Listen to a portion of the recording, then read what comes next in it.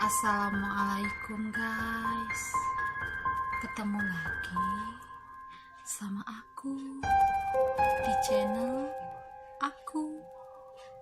Kita bahas, ayo come on. Jadi guys, nggak tahu kenapa nih ya, gue tiba-tiba kepikiran sama satu tempat yang pengen banget gue tunjukin sama Bos Q, sama Baim Wong, sama Raffi Ahmad. Kalau ditanya kenapa gue pengen banget tunjukin di tempat sama dua orang ini, entah kenapa ya, gue ngerasa yakin nih melalui tangan dua orang ini tempat bisa berguna banget buat banyak orang gitu ya. Karena untuk gue sendiri nih tempat penting banget. Terus ya, ini tempat bukan cuma penting buat gue doang sih ya, tapi ini tempat penting buat banyak orang. Terus ini tempat emang dibutuhin banget nih sama orang banyak gitu ya. Nah, kalau ditanya harapan gue sih ya di video ini nih ya, gue ngarep banget nih video nih sampai nih ke tangannya Bos Q, entah itu kepada Baim Wong, entah itu kepada Raffi Ahmad. Gue ngarep banget nih dua Bos Q ini nih ngeliat nih video. Harapannya sih cuma satu ya, tempat ini nih bisa terrealisasi gitu ya. Karena ya kalau melalui tangan-tangan gue sih ya, itu jauh banget harapannya bisa terlaksana ya. Level gue nih masih di bawah rata-rata. Jadi gue cuma bisa memulai itu tempat dan tidak bisa merealisasikannya dalam bentuk sempurna gitu guys. Makanya nih gue ngarep banget nih tempat nih kelar gitu. Udah deh, kita lihat aja teman-teman, tempat apa sih yang mau gue tunjukin ke Bos Q sama ke kalian semua. Ayo come on. Nah jadi teman-teman, ini gue udah sampai kepada tempat yang memang pengen banget nih tempat gue tunjukin kepada kalian semua, khususnya kepada Bos Q, Baim Wong sama Raffi Ahmad. Nah ini adalah tempatnya. Nah ini tempat yang tadi gue bilang bahwasanya ini tempat menurut gue nih penting banget. Terus tempat ini nih emang dibutuhin banyak orang. Nanti gue ceritain deh komplitnya nih sejarah kenapa nih tempat bisa tercipta.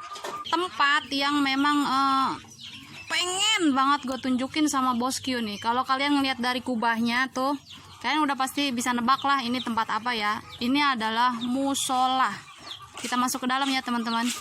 Tempat ini musola dan namanya adalah Al-Hidayah. Dan kenapa ini dikasih nama Al-Hidayah? Ini ada sejarahnya teman-teman. Sebelum gue menjelaskan nih tentang tempat nih, tentang musola nih, kenapa nih musola dibuat, kenapa namanya ini, asal muasalnya bagaimana ini tempat, gue mau menegaskan setegas-tegasnya kepada teman-teman ya. Ini sebenarnya nih video gue buat, ini hanya bentuk rekomendasi dari gue kepada teman-teman nih. Kali aja ada teman-teman yang mau ikut donasi nih ke ini tempat gitu ya. Kalau ibaratkan mau donasi jangan melalui orang, apalagi melalui gue, berat cuy, jangan melalui gue. Jadi kalau emang ada yang pengen donasi ke tempat ini, datang aja ke tempatnya gitu. Jadi lihat nih tempatnya nih kayak begini gitu kan. Takutnya tepo-tepo kan ya. Tapi demi Allah insya Allah ya gue kagak tepo-tepo. Ini bener real fake. Ini nyata ya. Ini nyata. Jadi gue merekomendasikan tempat ini kepada teman-teman ya, kali aja ya ini bisa sampai nih ke Bos Q sama ke Bos Raffi Ahmad. Yang gue harap sih ya ini bisa tempat nih ya, sekalipun kagak menjadi lebih besar gitu ya, seenggaknya punya atap depan gitu yang buat kalau kagak muat di dalam gitu ya bisa gitu sholat di luar gitu ya teman-teman. Lagian nih musola ya ukurannya kecil banget, cuman lebarnya 4, panjangnya 6 ya. Kalau sama kamar mandinya bapau, ini lebih gede kamar mandinya bapau. Nah teman-teman, kalau ibaratkan kalian tanya nih, kenapa lu rekomendasiin ke orang? Kamu ngapain direkomendasiin ke Bos Q gitu ya? Emangnya Bos Q tukang bikin musola? Ya bukannya gitu teman-teman, gue kan namanya juga merekomendasikan. Kali aja ada yang mau nih donasi ke tempat nih begitu ya. Kalau ibaratkan tanya, kenapa kagak diselesain sama gue? Kalau gue sanggup, gue kagak bakal ngasih nih jatah nih ke orang lain, kagak bakalan. Ini sayang banget cuy Kalau ibaratkan menurut gue ini tabungan kekal ini Kalau gue sanggup, gue selesain sendiri Kalau gue punya kemampuan lebih dari cukup, ini nggak bakalan gue kasih ke orang buat nyelesain, pasti gue pegang sendiri. Ini tabungan cuy, tabungan buat gue. Kalau gue mampu, gue selesain sendiri. Gile, kapan lagi kan kita bisa nabung?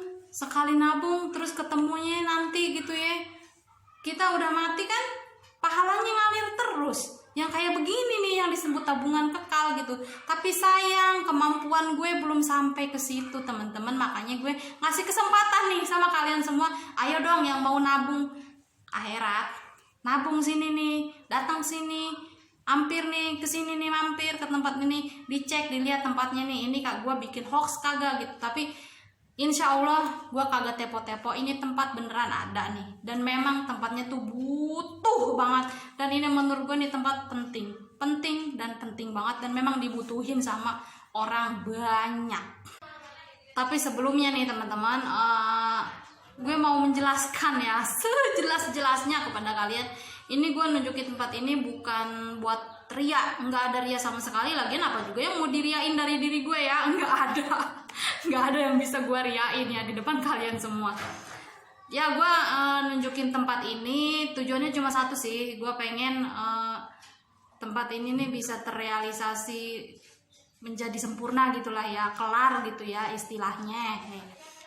Jadi ini tempat panjang banget nih sejarahnya, termasuk tadi namanya Al Hidayah nih ada sejarahnya nih teman-teman. Jadi keluarga gue nih bapak gue, emak gue gitu ya, gue bukan dari orang punya, gue ya orang-orang menengah ke bawah lah keadaannya gitu ya.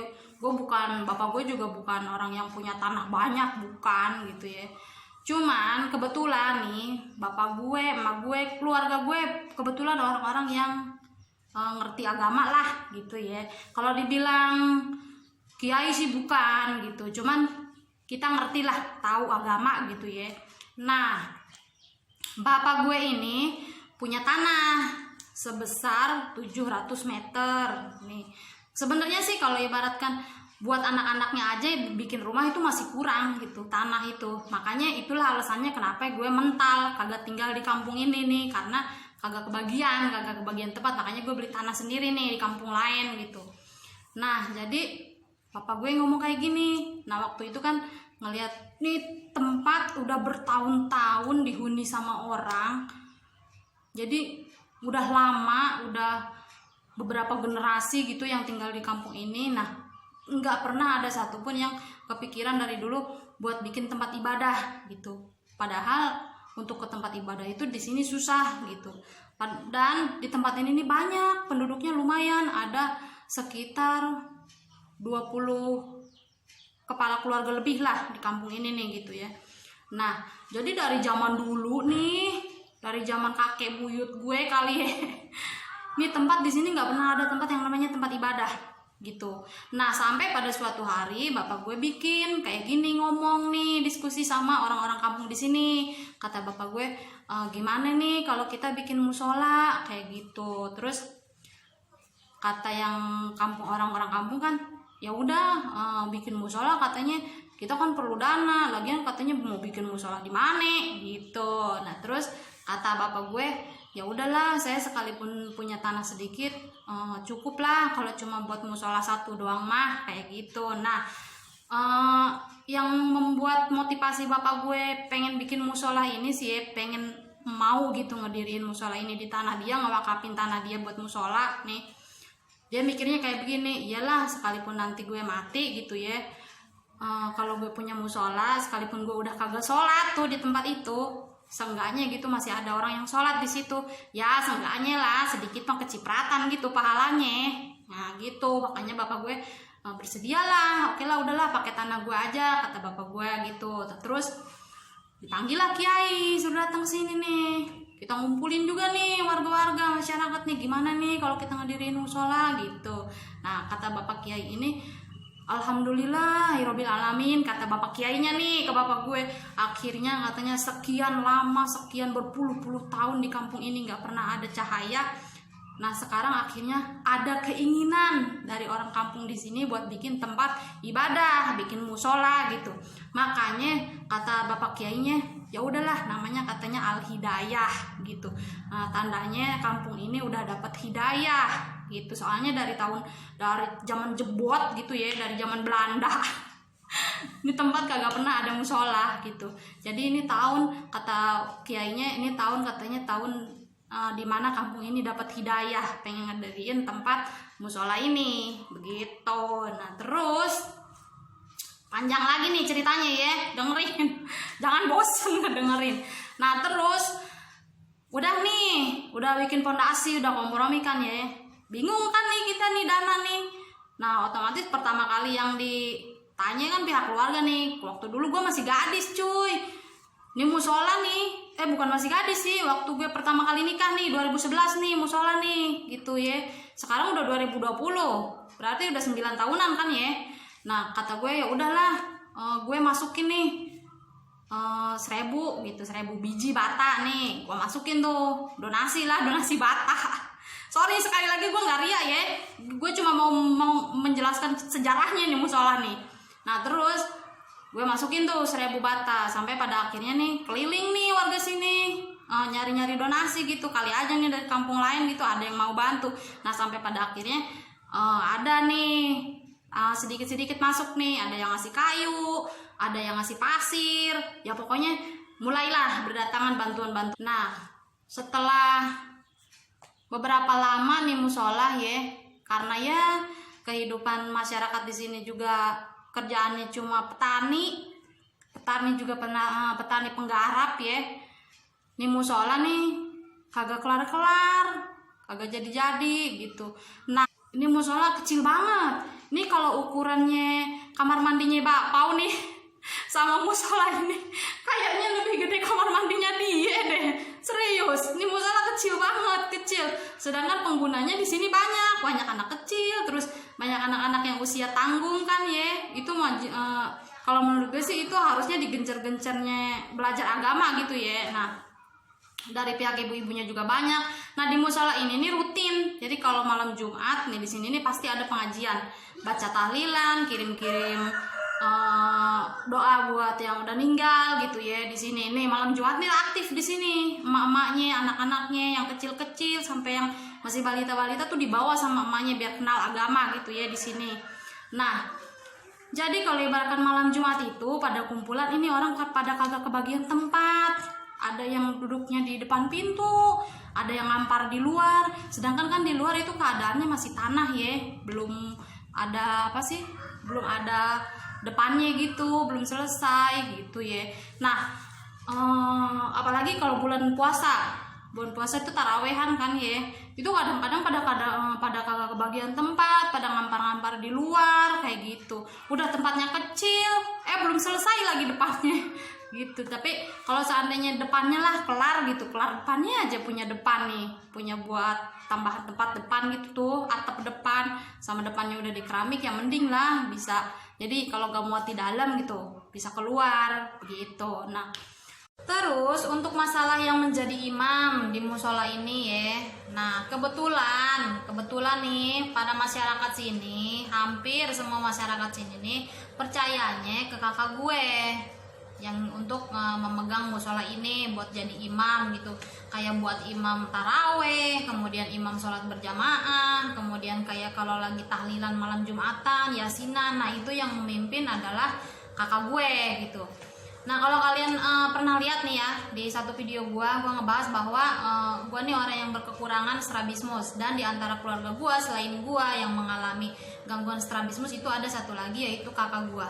Nah yang menjadi imam inilah yang mempunyai gangguan strabismus yang sama seperti saya kayak gitu. Nah tapi kalau ibaratkan ingat ke dulu nih ya, sebelum gue yang ngerasain dikatain sama orang tentang kekurangan gue gitu ya, nah dia yang terlebih dahulu mengalami itu.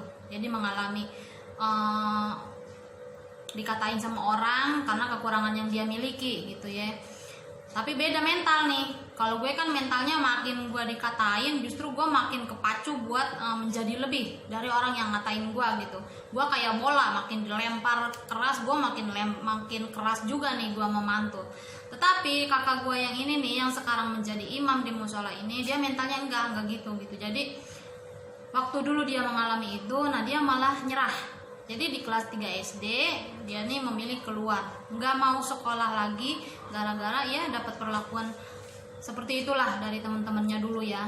Nah sampai pada akhirnya dia kan nggak punya bekal buat diumumkan ya, kagak ada ilmu pengetahuan umumnya lah ya, yang namanya juga kelas 3 SD ya gitu. Nah sampai pada akhirnya dia lanjutin nih di pesantren gitu ya, dia pesantren mendalami ilmu agama kayak ngaji dan segala apalah gitu ya. Nah alhamdulillah, mungkin itu udah rencana Allah ya.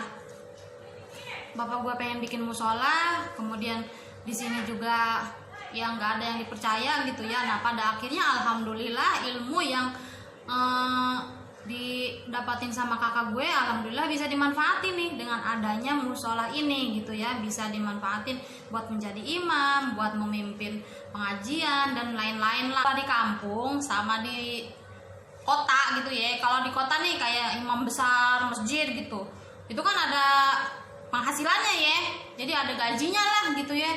Kalau di kampung kan kagak, cuma modal ikhlas doang nih, keikhlasan doang gitu ya. Paling nih panen-panennya imam musola nih paling bulan puasa doang ibaratnya. Kalau ada yang zakat fitrah baru ada imam ke imam musola fitrah gitu. Kalau ada yang dapat rezeki watir nih sama kakak gue gitu imam musola, baru ada yang ngasih.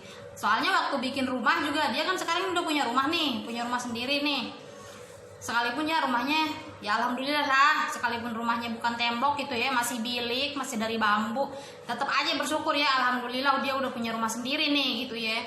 Nah itu pun partisipasi dari warga, jadi ada yang nyumbang kayu ke dia. Karena apa? Karena peduli, dia itu imam musola, makanya warga pada peduli tuh. Ada yang nyumbang kenteng, ada yang nyumbang kayu, ada yang nyumbang tenaga gitu. Pokoknya intinya pedulilah sama beliau ini ya. Ya gue juga sebagai saudara yang bisa ngebantu ya cuma sekedarnya, karena kan gue udah bilang kemampuan gue belum di atas rata-rata guys, belum di atas rata-rata. Kalau seandainya kemampuan gue udah di atas rata-rata, jangankan untuk keluarga ya, untuk orang lain aja gue bantu gitu loh guys. Nah kayak musola ini nih guys, kalau ibaratkan gue mempunyai kemampuan di atas rata-rata, gue ngerasa mampu nih untuk menyelesaikan ini, gue nggak bakalan ngoper ke orang lain guys, nggak bakalan gue rekomendasiin ke teman-teman nih, ke kalian semua, ke bosku, nggak bakalan. Ini pasti gue selesain sendiri guys. Tapi ya kayak gitu, balik lagi kemampuan gue nggak sampai situ guys, jadi masih minim banget gitu. Jadi explore ya dalam musolanya, luar musolanya. Nah jadi teman-teman kalau kalian ngelihat di sini nih, nah ini ada padi. Nah jadi padi ini nih ya, karena tadi gue udah bilang warga di sekitar sini nih kebanyakan pekerjaannya adalah petani penggarap. Jadi mereka itu bertani di tanah yang udah bukan tanah mereka gitu, tanah orang gitu. Nah jadi kalau mereka itu panen, nah sedikit mereka sisihkan hasil dari panen mereka ini dikasih ke musola. Nah padi ini dikasih bukan buat imam musola teman-teman, tetapi padi ini nih dikasih ke musola. Nanti sama pihak pengurus musola, yaitu imam musolanya, nanti padi ini dijual, dibentukin ke duit. Nah duitnya itu nanti ditabung ke kas musola. Supaya apa? Karena tadi gue bilang musola ini depannya belum selesai, jadi kalau ibaratkan sholat itu nggak muat, masih butuh tempat buat di depan. Makanya itu nabung tuh dari 2011 sampai 2020 ini dananya masih belum kekumpul. Ya namanya juga cuma segini doang ya, nabung gitu. Namanya juga penghasilan warga di sini juga kagak seberapa ya teman-teman. Jadi lama gitu nunggu buat kelarnya tuh lama banget. Udah hampir 9 tahun ya belum kelar nih musola. Nah kita masuk ke bagian sini teman-teman. Nah di sini, di bagian sini ada tempat imam. Nah ini tempat imam buat sholat. Kemudian itu nama tadi udah gue ceritain ya sejarahnya, ini nama Al-Hidayah. Nah di bagian sini di atas ini sebenarnya bagus teman-teman nih, ada warna-warninya. Kita matiin. Nah ini kalau dinyalain, nah Dia nyala warna-warni teman-teman tuh. Tuh. Nah, ini juga sama, ini partisipasi dari warga yang mengerti kelistrikan gitu ya. Mereka ingin memperindah musola, jadi mereka ya diaplikasikanlah di situ, dikasih lampu warna-warni supaya musolahnya indah, sekalipun kecil tapi tetap indah ya teman-teman. Nah, terus di sini nih teman-teman, ini ada gelas. Nih ada gelas, ada ini, terus ada piring. Nah, ini biasa digunain kalau malam Jumat. Jadi kalau malam Jumatan itu tahlilan, warga itu yang punya kue ya bawa kue, kemudian mereka itu rata-rata suka pada bawa air gitu. Jadi kalau di kampung kita kenal ya supaya barokah air yasin gitu ya. Jadi dikumpulin tuh air di tengah, ntar keliling baca yasin. Nah teman-teman, sekarang kita explore bagian luarnya ya. Sebenarnya di musola kalau ibaratkan bagian depan sini nih bagian depan sini nih udah ada atap, terus udah di keramik gitu ya. Malam Jumat pas lagi suka yasinan nih, emak-emak kan suka pada kagak muat nih sama anak-anak kecil. Jadi mereka nih suka pada duduk di sini. Nih di sini nih di bawah-bawah gini. Terus kadang-kadang nih ya suka pada ngampar. Nih di sini. Nah, di tanah sini di bagian sini nih. Nah, terus kalau masuk ke sini, nah ini bagian buat wudhunya. Nah, bagian buat wudhunya. Sebenarnya nih musola awalnya kagak punya tempat wudhu, cuman entah kenapa ya ada proposal nyasar gitu. Nih kalau dilihat namanya di sini bukan nama Al Hidayah loh teman-teman. Nih, ini jatah musola orang. Cuman karena musola yang dituju itu udah bagus gitu ya, jadi jatahnya dilempar kemari. Jadi punyalah nih tempat wudhu. Terus kalau kita pindah ke bagian sini nih ya, nah di sini nih kayak ada apa ya, jodogan gitu nih. Kalau bahasa Sunda sih jodogan ya, tapi kagak tahu nih bahasa Jakartanya apa. Jadi di sini nih ada air nih, toren nih. Nah ini juga dikasih dari caleg yang waktu kapan tuh ya ada caleg gitu ya. Nah di sini dia masukin air nih, ngasih air ke musola sini. Dan kebetulan masyarakat sini juga kesusahan air nih. Jadi setelah dikasih air nih, dikasih satelit kayaknya nih air. Nah terus jadi masyarakat sini nih sebagian pada nyalur nih ke musola. Nah jadi sama musola setiap bulannya itu ditarik 50.000. Nah yang duit 50.000 dari hasil air ini ditabung lagi sama musola buat bikin depan. Tapi tetap ujung-ujungnya belum dapat juga tuh dana buat menyelesaikan bagian depan musola ini bosku. Nah kalau geser dari musola sedikit nih, nah ini rumah imam musolahnya bosku, alias Bapak Iwan. Nah Bapak ini yang dipercaya sama masyarakat buat megang musola. Contoh kayak dari administrasi, kemudian dari imam, kemudian imam taraweh. Ya pokoknya lah tek-tek bengek yang ada kegiatan di musola. Nah beliau yang dipercaya sama masyarakat. Keadaan rumahnya nah seperti ini bosku. Nah seperti ini. Dan memang ya jadi ada perhatian dari masyarakat gitu ya, yang namanya imam musola kan ya, kayak kalau lagi ngundang, ada lagi mau tahlilan atau apa kan perlu ngundang tuh ke ustadz yang lain gitu kan, perlu kendaraan. Nah ada masyarakat yang peduli nih sama imam musolahnya. Alhamdulillah nih katanya ini dikasih nih motor sama masyarakat gitu buat khususon buat imam musola, kayak kalau lagi keperluan musola, kalau lagi apa gitu ya bosku. Nah jadi bosku ini adalah keadaan rumah imam musola ini. Nah jadi si imam musola ini sebenarnya awalnya dia punya usaha kecil-kecilan nih. Kita coba explore rumah ini ke bagian dalam ya bosku. Nah jadi ini awalnya nih Bapak imam musola ini nih Bapak Iwan, dia nih sebenarnya punya warung kecil-kecilan gitu nih, jajanan-jajanan anak kecil gitu ya. Tapi karena duitnya kagak muter. Kenapa kagak muter? Karena dia kan kerjanya serabutan ya bosku. Jadi imam musola ya paling ada warga yang khawatir punya rezeki yang baru ngasih gitu ya. Terus kan dia juga pekerjaannya ya kalau ada pekerjaan, ada yang manggil buat jadi connect tukang baru kerja. Apalagi kan di zaman corona gini ya, dia juga kerja katanya di stop dulu, nggak ada kerjaan gitu ya. Jadi warung dia ini habis dimakan aja nih, soalnya dia kan punya 2 anak kecil gitu. Jadi ya udah habis gitu aja gitu modal warungnya, sampai ini nih kagak ada lagi gitu yang bisa dijual. Nah terus keadaan rumahnya juga kayak begini nih bosku, udah pada bolong. Ini kan dari bilik ya bosku. Nah, bagian bawahnya pun ini masih tanah nih kayak begini. Nah terus ini bagian kamar nih, nah itu juga udah pada bolong bosku bagian kamar. Ini kan dari bilik ya, dari bilik bambu gitu. Nah sebelah sana juga nih bosku, nah itu udah pada bolong semua tuh keadaannya. Nah ini dapurnya tuh, dapurnya kayak begini bosku, ini udah pada bolong semua tuh. Nah saya nggak bisa ngebantu mereka pakai materi ya. Kenapa saya merekomendasikan ini kepada bosku? Kepada bosku, siapa aja yang merasa bosku ya. Saya cuma bisa merekomendasikan ini karena kalau saya mampu, saya tidak akan merekomendasikan ini ke orang lain. Sudah pasti saya yang menolong gitu ya. Karena kemampuan saya masih di bawah rata-rata, masih minus gitu ya. Masih hanya baru cukup untuk saya aja, belum bisa berbagi yang lebih kepada orang lain. Saya bisa membantu hanya sekedarnya saja. Jadi saya hanya bisa membantu dengan cara seperti ini, merekomendasikan dengan harapan kali-kali aja nih ada bosku yang terketuk hatinya, yang tersentuh hatinya untuk memperhatikan ada warga nih di sini nih yang butuh banget, yang kehidupannya nih kayak begini, begitu loh bosku. Nah terus ada cerita lagi yang menurut gue sedih ya. Jadi beliau ini punya anak 3 nih. Yang paling besar perempuan, yang kedua laki-laki, masih kelas 6 SD, yang satu itu masih kecil, baru umur 2 tahunan lah ya.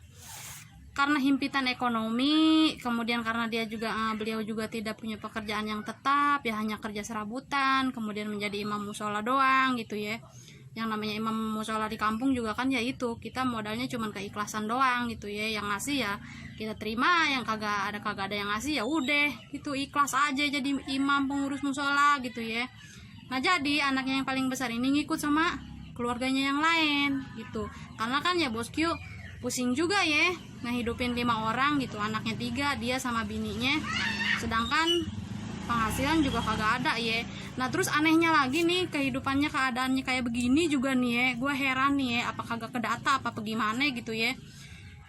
Ini kagak tersentuh bantuan dari pemerintah gitu, kayak bantuan COVID-19 dia kagak dapet, terus bantuan kayak warga tidak mampu dia juga kagak dapet. Gue heran deh kenapa gitu ya.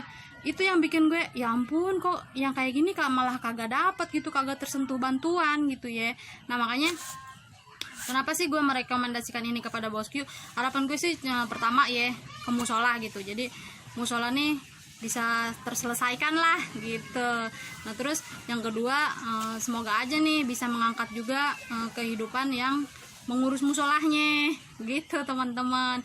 Udah, terima kasih ya bosku, semoga nih video ini nyampe nih kepada bosku. Aduh semoga nih nyampe ini video kepada bosku ya teman-teman. Terima kasih ya. Terima kasih buat yang sudah subscribe. Bagi yang belum subscribe, di subscribe dulu. Kalau udah di subscribe, tinggalin jejak dengan cara like dan komen di bawah. Terima kasih. Wassalamualaikum.